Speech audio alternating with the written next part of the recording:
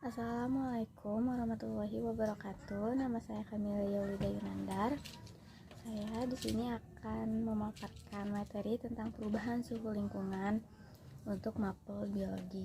Nah, pertama-tama kita itu harus tahu perubahan suhu itu apa. Perubahan suhu yaitu perubahan yang terjadi pada tingkat suhu di suatu tempat, sehingga mengakibatkan meningkat atau menurunnya suhu pada suatu daerah. Lalu ada pengertian kedua, perubahan suhu lingkungan itu tersendiri.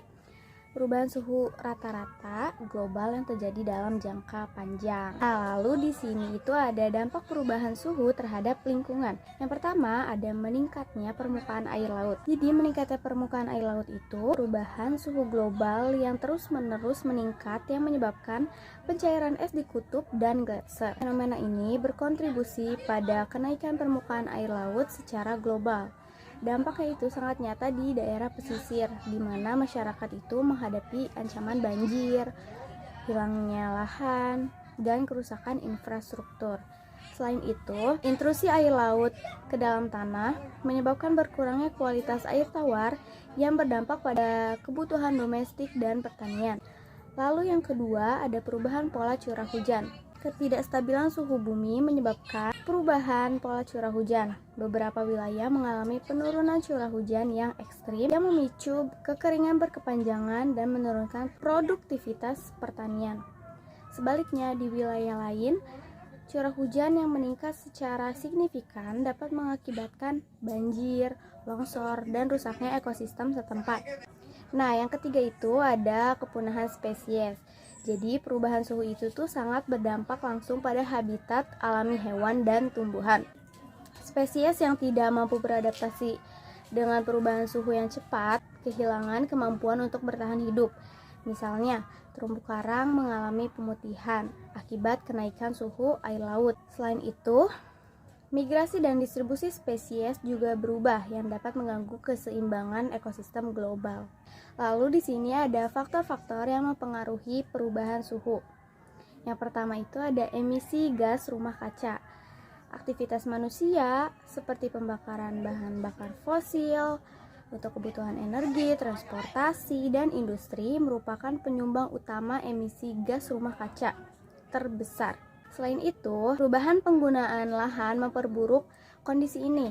Gas seperti karbon dioksida, metana, dan nitrooksida memerangkap panas di atmosfer, meningkatkan suhu global melalui efek rumah kaca.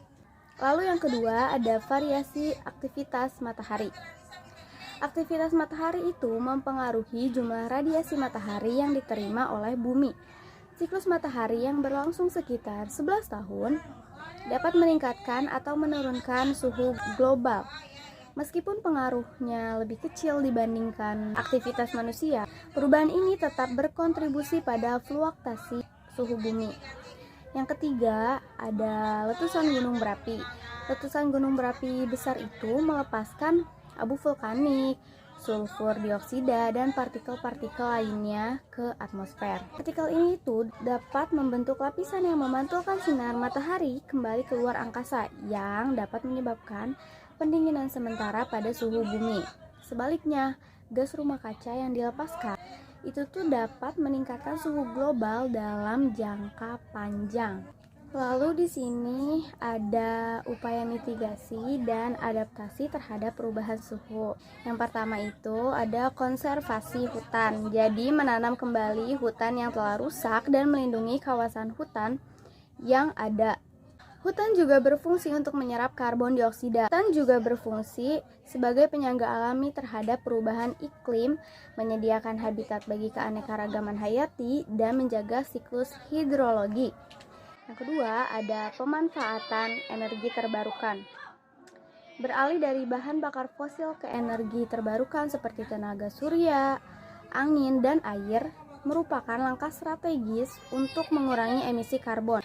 Energi terbarukan lebih ramah lingkungan, berkelanjutan, dan dapat mengurangi ketergantungan pada sumber daya alam yang tidak terbarukan. Yang ketiga, ada penggunaan transportasi ramah lingkungan. Peralihan ke kendaraan listrik, sepeda, atau transportasi umum yang efisien dapat mengurangi emisi karbon di sektor transportasi. salah satu penyumbang utama gas rumah kaca. Selain itu, infrastruktur transportasi yang mendukung penggunaan kendaraan ramah lingkungan itu juga perlu dikembangkan. Nah, lalu ada peran serta masyarakat dalam menjaga kestabilan suhu lingkungan. Yang pertama, kita itu bisa mengurangi konsumsi energi. Maksudnya apa? Jadi kan menghemat energi itu dapat dilakukan dengan tindakan sederhana seperti mematikan lampu dan perangkat elektronik saat tidak digunakan. Bisa juga menggunakan peralatan hemat energi dan mengurangi penggunaan pendingin udara. Langkah kecil ini pun jika dilakukan secara bersamaan oleh banyak masyarakat dapat memberikan dampak yang sangat besar. Lalu yang kedua, ada memilih produk yang ramah lingkungan. Produk ramah lingkungan menggunakan bahan daur ulang atau bahan yang mudah terurai, yang membantu mengurangi limbah dan polusi. Misalnya, kita memilih produk dengan kemasan minimal dan menghindari penggunaan bahan kimia berbahaya. Ketiga itu mengurangi penggunaan plastik. Plastik sekali pakai adalah salah satu sumber polusi terbesar. Gunakan tas belanja yang dapat digunakan kembali, botol minum, atau sedotan logam dapat mengurangi limbah plastik yang sulit terurai dan sering mencemari lautan. Nah, jadi kesimpulan dari aku itu, kita itu harus pentingnya kesadaran dan aksi. Setiap individu itu emang memiliki tanggung jawab untuk memahami dampak perubahan suhu terhadap kehidupan sehari-hari dan masa depan planet bumi ini. Dan kesadaran ini harus diwujudkan dalam tindakan nyata, baik dalam skala pribadi maupun kolektif. Jadi sekian pemaparan perubahan suhu lingkungan saya. Kurang lebihnya mohon maaf. Wassalamualaikum warahmatullahi wabarakatuh.